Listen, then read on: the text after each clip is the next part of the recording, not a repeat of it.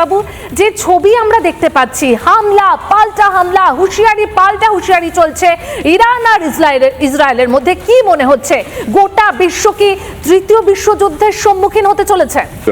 যুদ্ধ একটা বিভীষিকা। যে সমস্ত দেশ উন্নয়ন চায়, বিকাশ চায়, তারা যুদ্ধ বেশি দিন করতে চায় না, এটা হচ্ছে নিয়ম। এখন ইসরায়েল এবং ইরানের মধ্যে বেশ কিছুদিন হলেও তাদের মধ্যে ভুল বোঝাবুঝি রয়েছে মারাত্মকভাবে।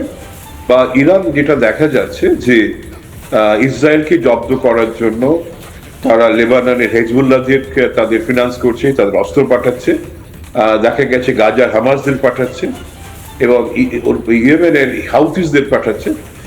এইসব করার ফলেতে মানে ইসরায়েল মনে করছে যে ইরানি এদেরকে শক্তি দিচ্ছে এবং হয়তো একটা স্টেজ আসছে বা এসে গেছে যখন হয়তো এদেরকে পারমাণবিক অস্ত্র দেবে ওরা, সেই জায়গায় পৌঁছে গেছে।